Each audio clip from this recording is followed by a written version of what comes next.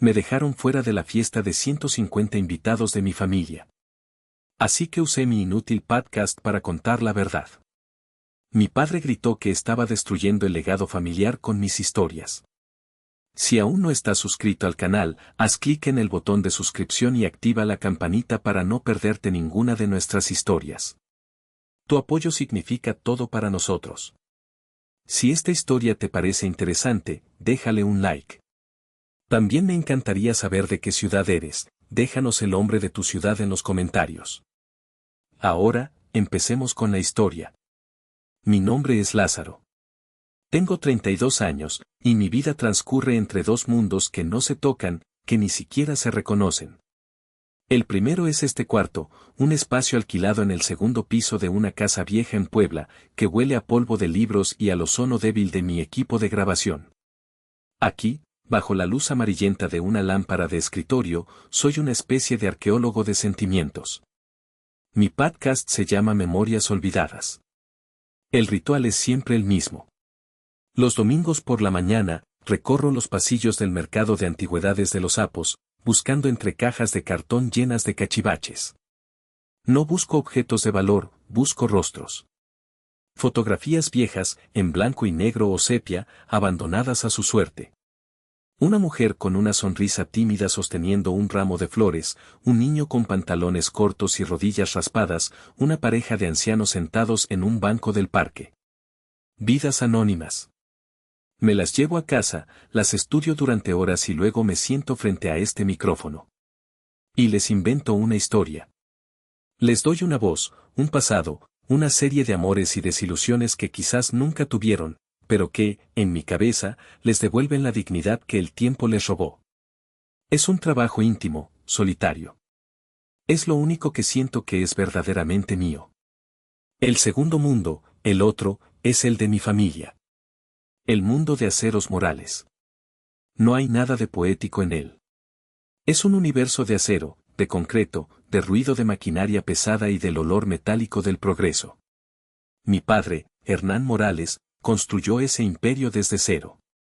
Es un hombre forjado a la antigua, de manos callosas y una mirada que parece calcular el peso y el valor de todo lo que ve, incluyéndome a mí. Para él, el valor de un hombre se mide en toneladas, en contratos firmados, en la solidez de su patrimonio. Un hombre de verdad, según su evangelio, no pierde el tiempo con historias. Luego está mi hermano, Damián. 10 años mayor que yo, el heredero al trono de acero. Damián es la versión 2.0 de mi padre, traje a medida, reloj caro y la misma mirada calculadora, pero con un barniz de MBA y una sonrisa condescendiente reservada especialmente para mí. Desde que éramos niños, mi pasión por los libros y las historias era, para él, una prueba irrefutable de mi debilidad. El poetisa, me llamaba, con un tono que convertía la palabra en un insulto. Él era el quarterback del equipo de la escuela, yo era el que se escondía en la biblioteca. Él aprendió a operar una grúa antes de aprender a conducir, yo aprendí a distinguir entre una metáfora y un símil. Somos de especies diferentes. Y ahora, estos dos mundos estaban a punto de colisionar de la forma más silenciosa y brutal posible. La familia se preparaba para el evento del siglo, o al menos, del siglo de los Morales, la fiesta del 50 aniversario de Aceros Morales. No era una simple fiesta. Era una declaración de poder. Una coronación. Se celebraría en una hacienda espectacular a las afueras de la ciudad, con cientos de invitados, música en vivo y, probablemente, una estatua de hielo de mi padre. Era el tipo de evento sobre el que se escribe en las páginas de sociales, el tipo de evento diseñado para recordar a todo el mundo quiénes eran los Morales y de qué estaban hechos. Acero, por supuesto. No de frágiles historias de papel.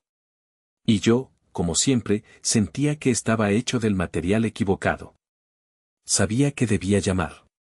La ansiedad se me acumulaba en el pecho como una indigestión, una sensación familiar que me visitaba cada vez que tenía que interactuar con mi familia sobre algo importante. Esperé hasta el martes. Marqué el número de mi madre, respirando hondo, preparándome para la coreografía de siempre. ¿Lázaro? Y mi hijo, qué milagro, dijo ella. Su voz sonaba alegre, pero con un matiz forzado, como una nota ligeramente desafinada en una canción familiar. Hola, mamá. ¿Cómo estás?, pregunté, mi propia voz sonando más formal de lo que quería. Bien, bien, aquí, con 1000 cosas de la fiesta. No tienes idea del lío que es esto, se rió, una risa corta y nerviosa. Ahí estaba. La apertura. Justo te llamaba por eso, dije, tratando de sonar casual. Solo para saber, los detalles. La fecha, la hora. Hubo una pausa. No fue larga, apenas un par de segundos, pero en esa pausa cupo toda la historia de nuestra relación. Pude escuchar el zumbido de la línea telefónica, o quizás era el zumbido de mi propia sangre en los oídos. Ay, mijo, comenzó, y su tono cambió. Se volvió evasivo, cuidadoso. Es que, mira. Tu padre quiere que todo sea, muy profesional. ¿Me entiendes? Es más que nada un evento de negocios. Claro, respondí, aunque no entendía nada. Vienen los clientes más importantes, los inversionistas de Monterrey, gente así. No es realmente un ambiente para la familia más cercana, es más bien para proyectar una imagen. Cada palabra era una pequeña pala cavando una zanja entre nosotros. Yo era la familia más cercana, y por eso no podía ir. La lógica era absurda, pero el mensaje era claro. Además, añadió rápidamente, como si temiera que yo fuera a protestar, el espacio es muy limitado. Ya está todo contado, cada silla, cada plato. Fue un problema con la hacienda. Ya sabes cómo son. No sabía cómo eran. Pero sí sabía cómo era mi familia. Sabía leer el subtexto. Espacio limitado no se refería a las sillas. Se refería a mí. Ah, ok. Entiendo, mamá. No te preocupes, dije.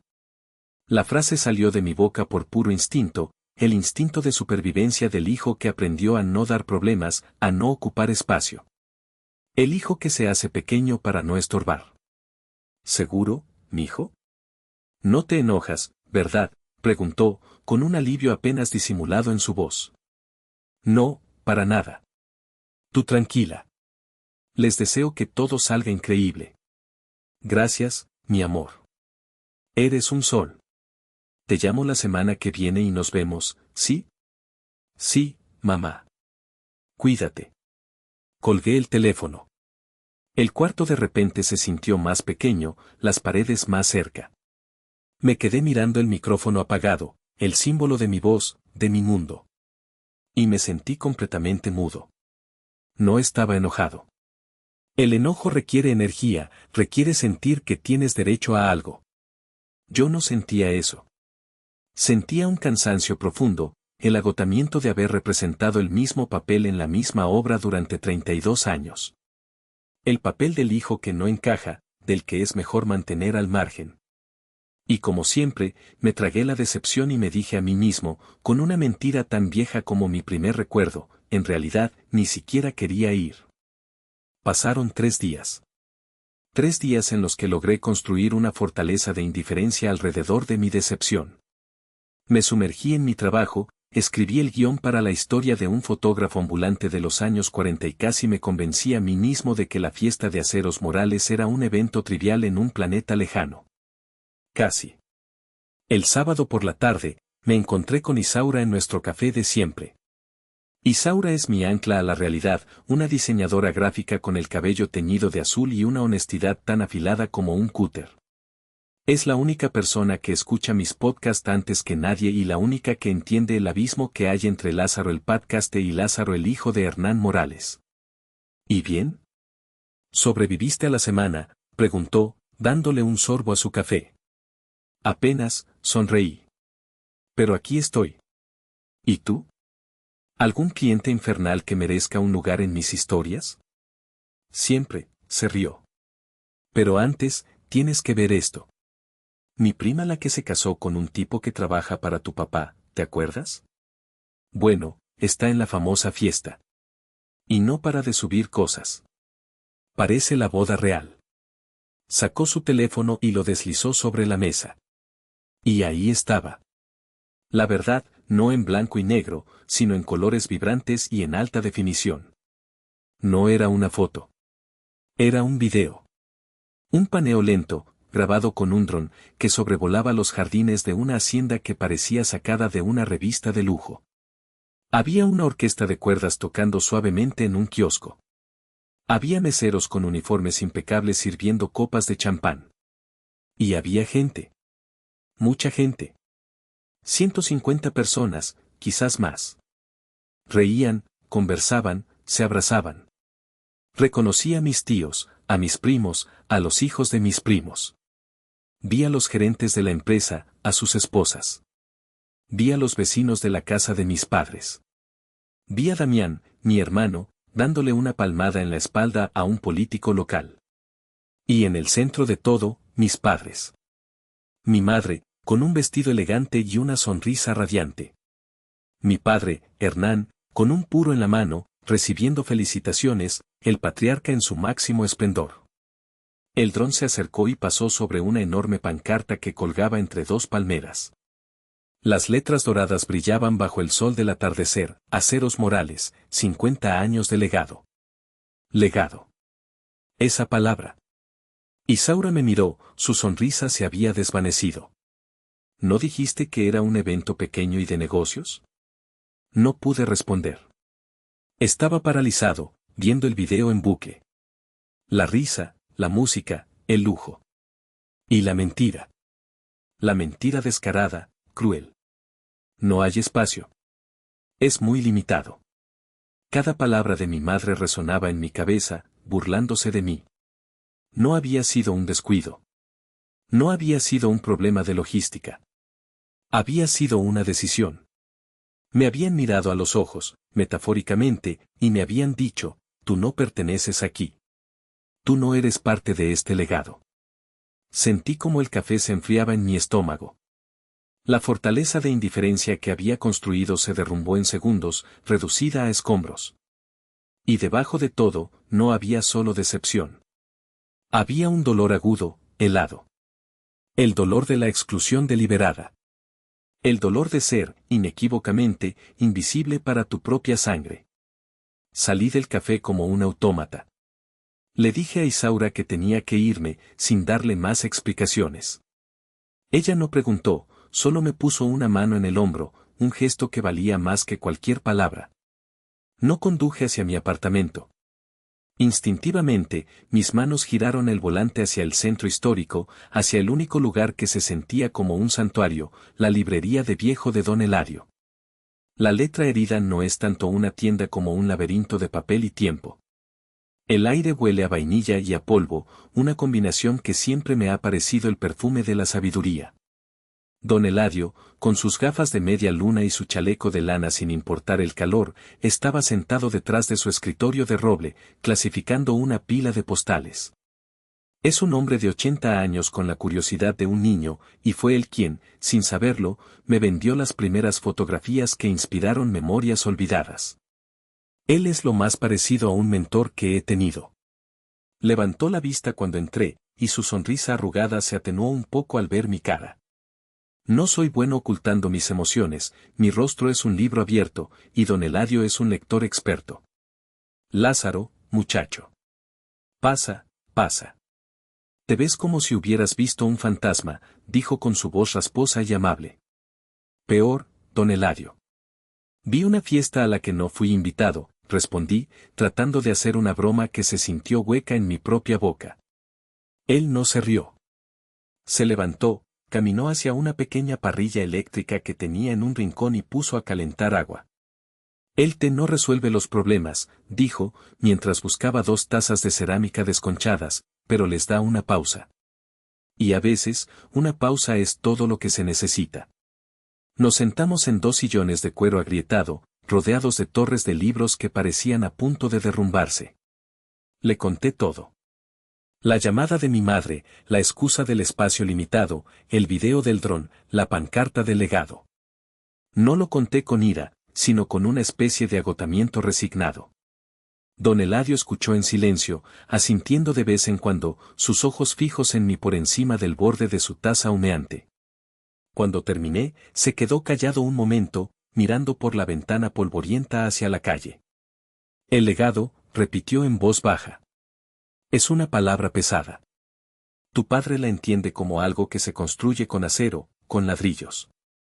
Algo que se puede tocar, que se puede legar en un testamento. Cree que es permanente. Hizo una pausa, tomando un sorbo de té. Pero se equivoca. El acero se oxida. Los edificios se derrumban. Lo único que perdura de verdad son las historias. La historia de cómo se construyó ese imperio, la historia de la gente que trabajó en él, y la historia del hijo al que no dejaron entrar a la fiesta. Me miró directamente, y sus ojos, generalmente nublados por la edad, eran increíblemente claros. A veces, Lázaro, las historias que más duelen son las que más necesitan ser contadas. Aunque al principio, solo sea para uno mismo. Para entender. Para poner las cosas en su sitio. Me quedé con esa frase. Poner las cosas en su sitio. Mi vida entera me había sentido fuera de sitio en mi propia familia. Siempre tratando de encajar en un molde que no era el mío, siempre sintiéndome como una pieza de otro rompecabezas. Quizás don Eladio tenía razón. Quizás la única forma de encontrar mi sitio era construirlo yo mismo. No con acero, sino con palabras. La idea, vaga y aterradora, comenzó a tomar forma en mi mente.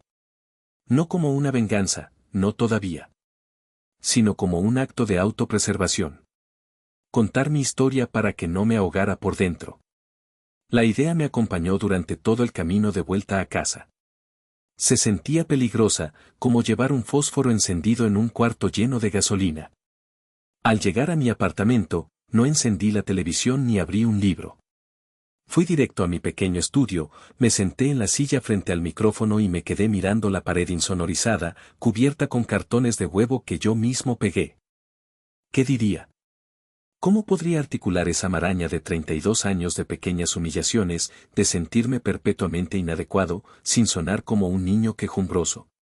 Mi podcast, Memorias Olvidadas, siempre había sido sobre otros. Era seguro. Yo era el narrador omnisciente, el Dios benévolo que daba sentido a vidas ajenas. Ponerme a mí mismo bajo el microscopio se sentía como desnudarme en medio de la plaza del pueblo. Pero la imagen del video del dron no me dejaba en paz.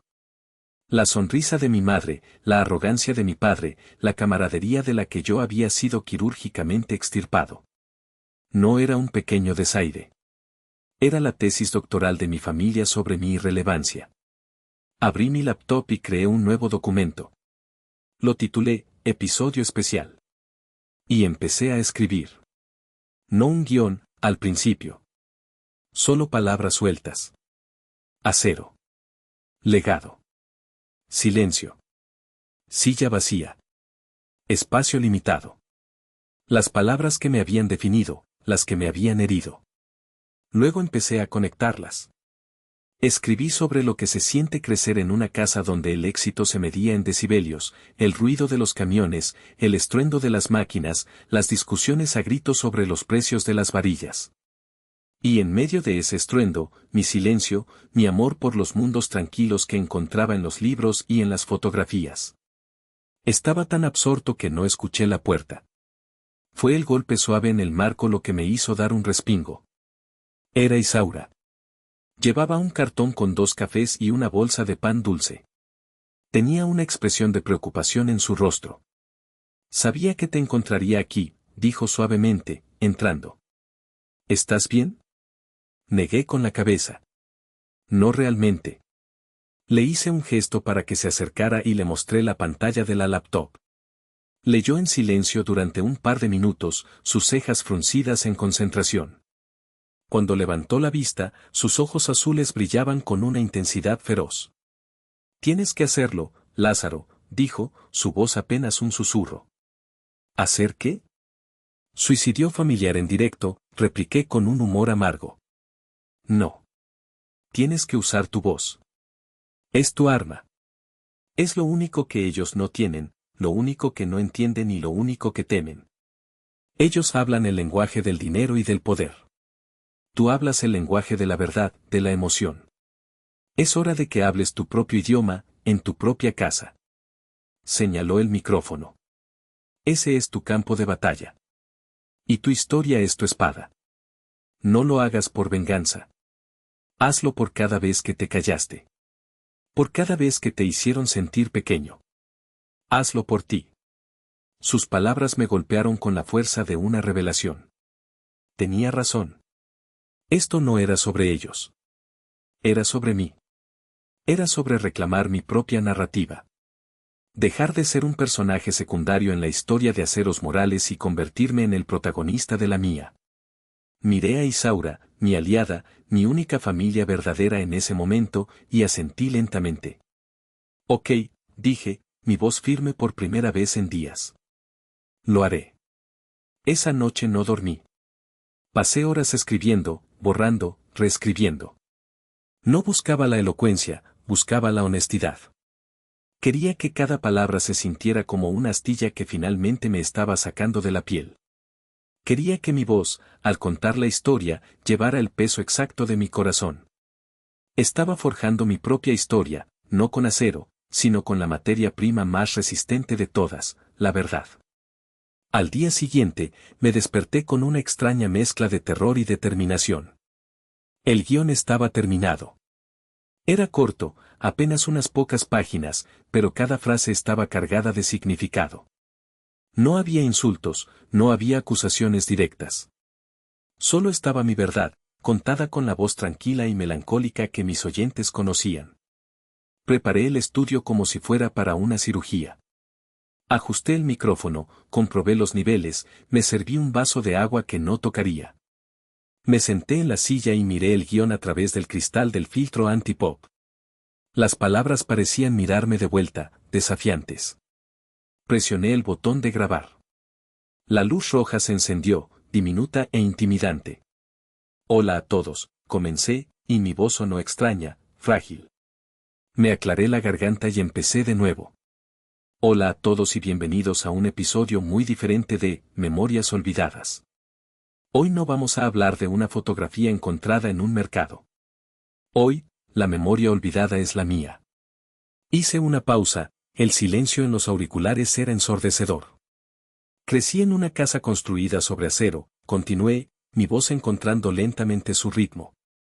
Una casa donde el éxito tenía un sonido particular, el estruendo de la maquinaria, el rugido de los camiones, el tintineo de las monedas.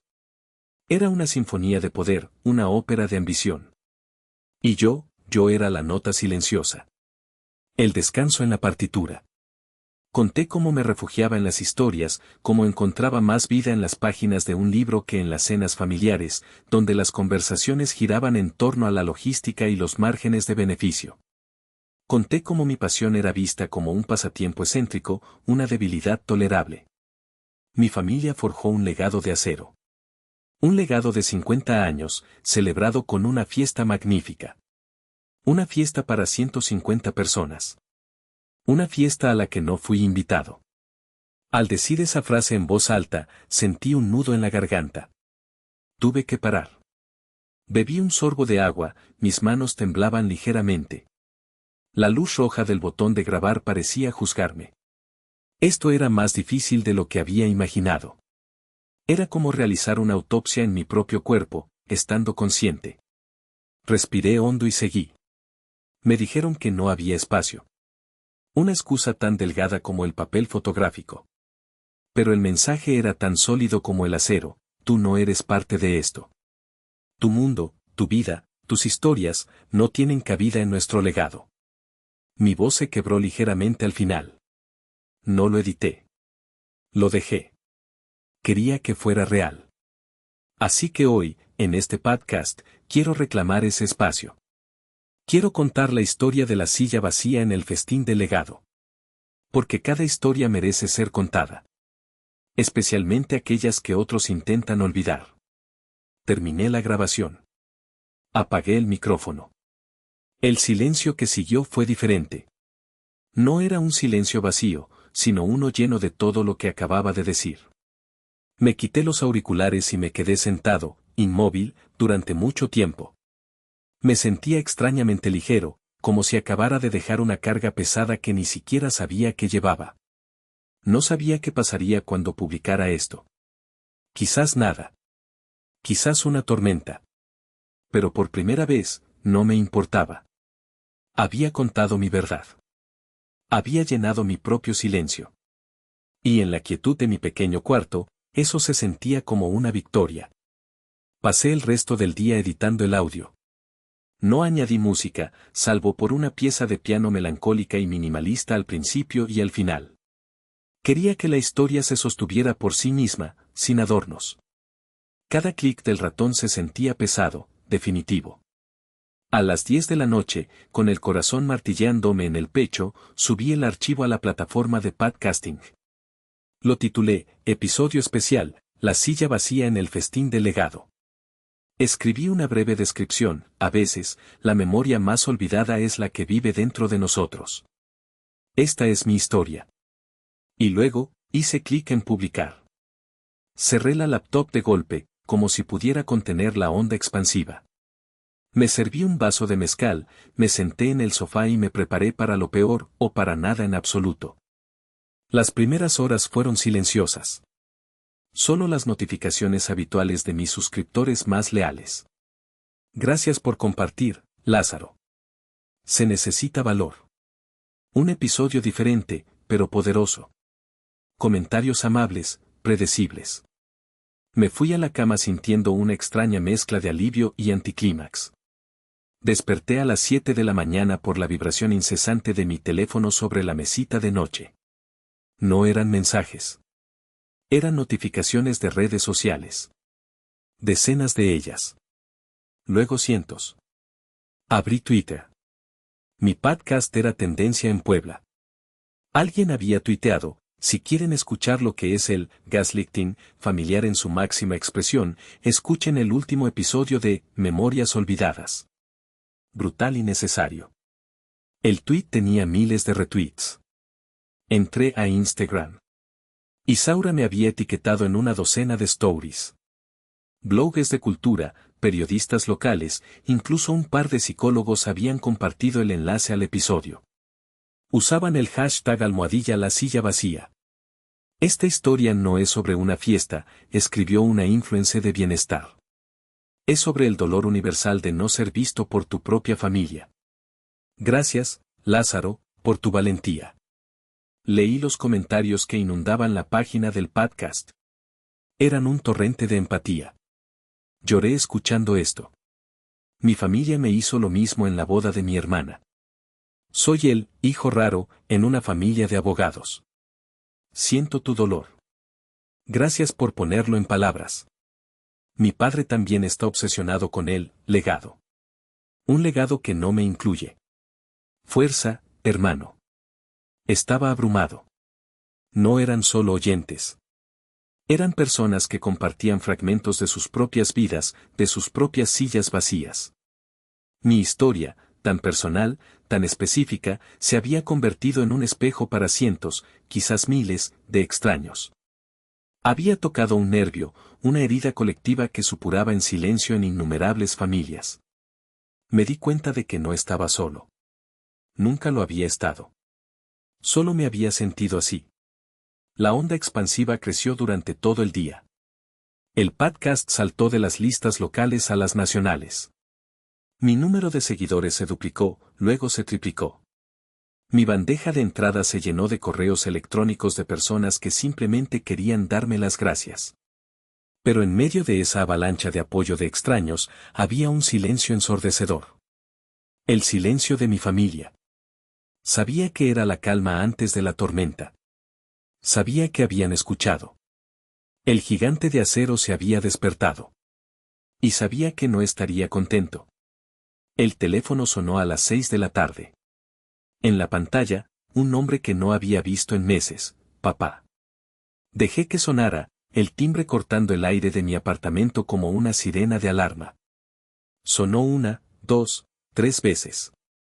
A la cuarta, respiré hondo y contesté. No por ellos. Por mí. Era hora de dejar de huir. Bueno, dije, mi voz sorprendentemente firme. No hubo un hola. No hubo un ¿cómo estás? Solo un silencio gélido, cargado de electricidad estática, y luego su voz, tan fría y pesada como una viga de acero. ¿Se puede saber qué demonios crees que estás haciendo? No era un grito. Era peor. Era una furia contenida, controlada, la clase de ira que precede a una demolición. Estoy trabajando, papá. Como siempre, respondí, manteniendo mi tono lo más neutro posible. No me vengas con estupideces, Lázaro, siseo. Todo el mundo está hablando de tu programita. De tus ridiculeces. Me han llamado 3 clientes esta mañana. 3. Preguntándome si todo está bien en la familia.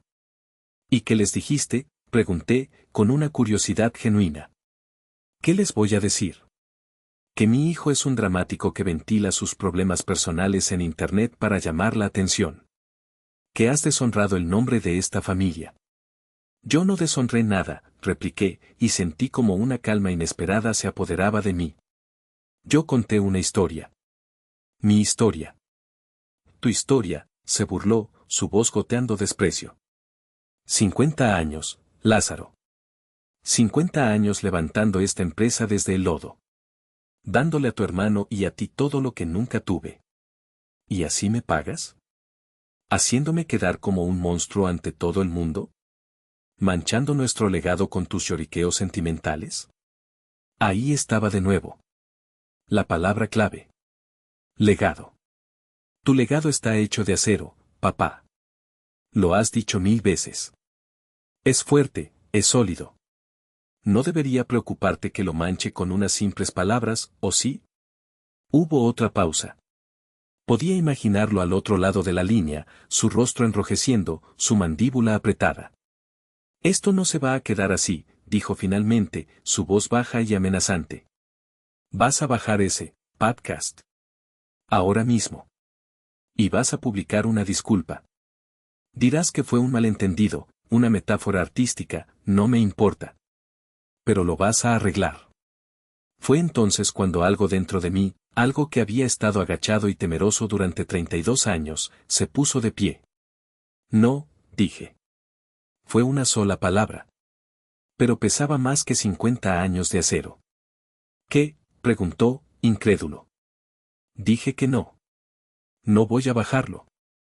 Y no voy a disculparme por decir la verdad. Esta era mi historia, papá. Y yo tenía derecho a contarla. Quizás si me hubieras dado un espacio en tu fiesta, no habría tenido que buscarlo en otro lado. El silencio que siguió fue el más profundo de todos. No era un silencio de ira. Era el sonido de un puente derrumbándose. El sonido de algo rompiéndose para siempre. Tú ya no eres mi hijo, dijo finalmente, y cada palabra fue un golpe seco. Y colgó. Me quedé con el teléfono en la mano, el pitido de la línea muerta sonando en mi oído. Esperaba sentirme devastado. Esperaba llorar. Pero no sentí nada de eso. Sentí una tristeza inmensa, sí, pero también sentí libertad. La libertad de quien acaba de soltar una cuerda que le estaba quemando las manos. El gigante de acero había rugido. Y por primera vez en mi vida, yo no había retrocedido.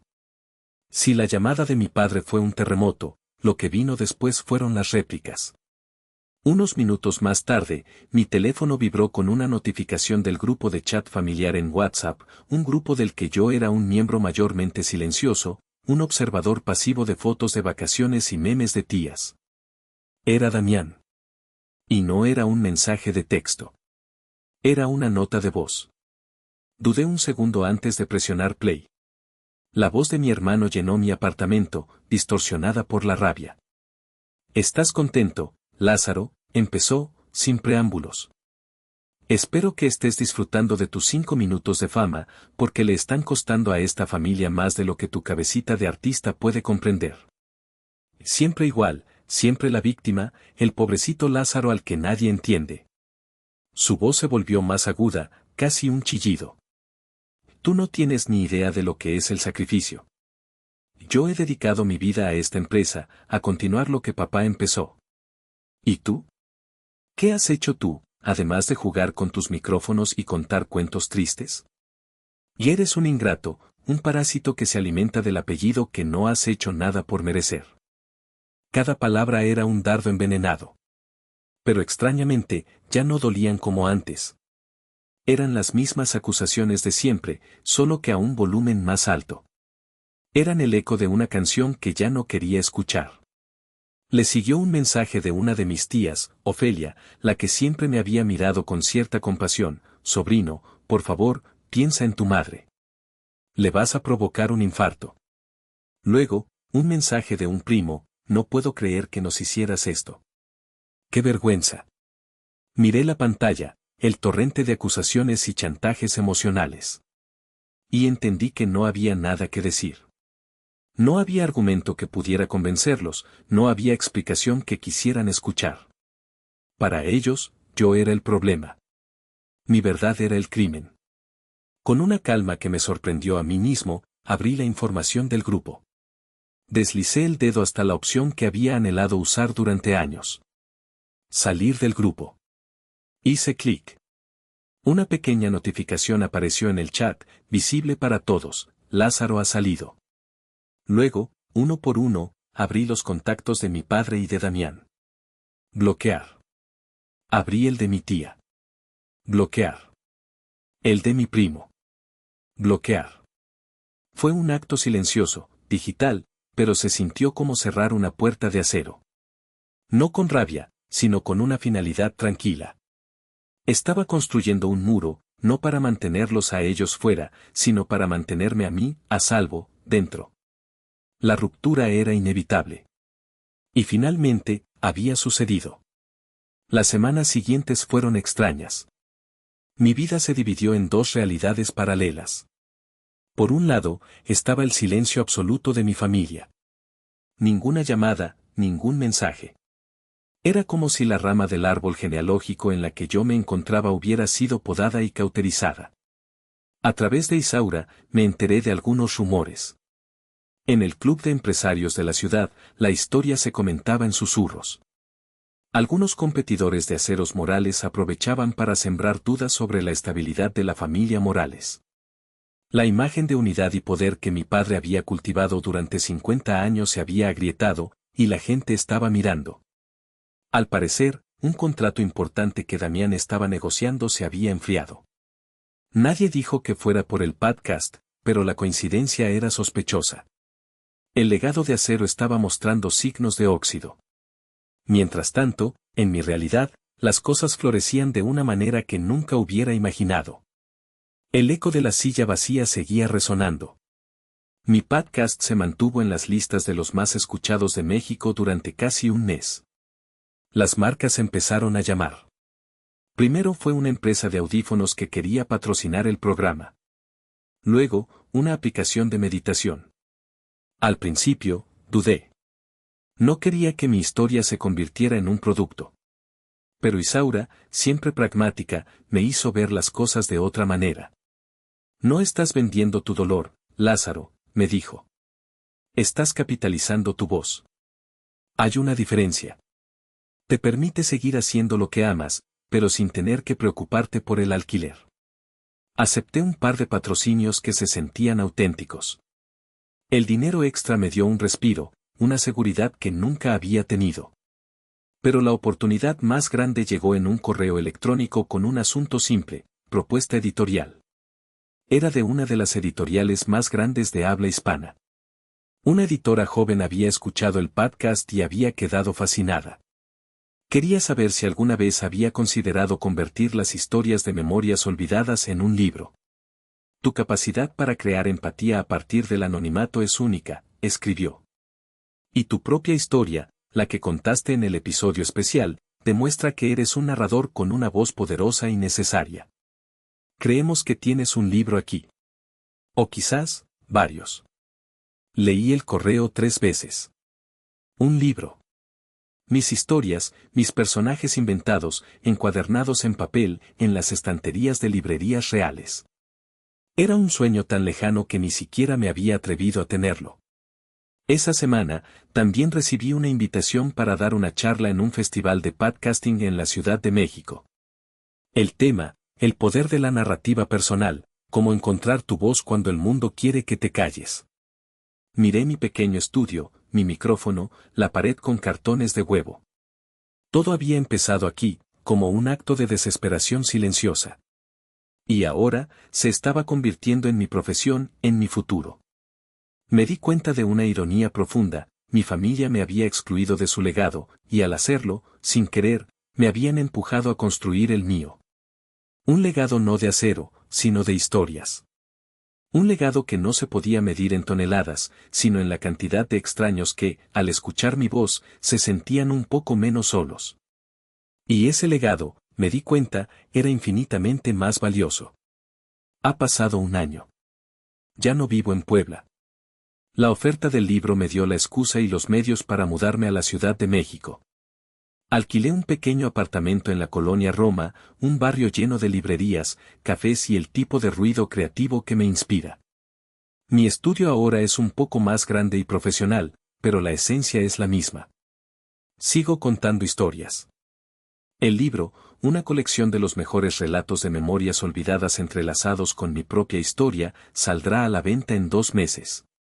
El podcast es ahora mi trabajo a tiempo completo. Tengo un pequeño equipo, incluyendo a Isaura, que se mudó conmigo y ahora es la directora creativa de todo el proyecto. Somos una familia pequeña, elegida, construida sobre el respeto mutuo y un amor compartido por contar historias. No he vuelto a hablar con mi familia.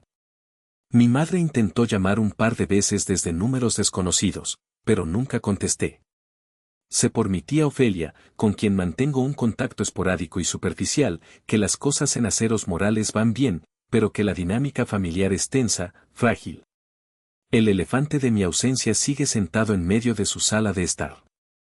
A veces, por la noche, siento una punzada de tristeza por lo que se perdió, por la familia que podríamos haber sido. Pero la sensación es fugaz. Es como el dolor fantasma de un miembro que fue amputado para salvar el resto del cuerpo. Ya no siento ira. Solo una paz tranquila, la paz de la aceptación. Acepto que nunca seré el hijo que mi padre quería. Acepto que mi hermano nunca me verá como un igual. Y acepto que eso está bien. Su legado es el acero, y les deseo lo mejor con él. El mío es este. Es la voz que sale de los altavoces y llega a los oídos de un extraño en el autobús, haciéndole sentir algo. Es la comunidad que hemos construido, ladrillo a ladrillo, historia a historia.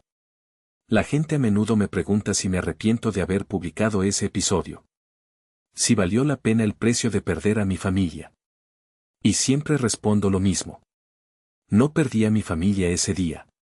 Me di cuenta de que nunca la había tenido realmente.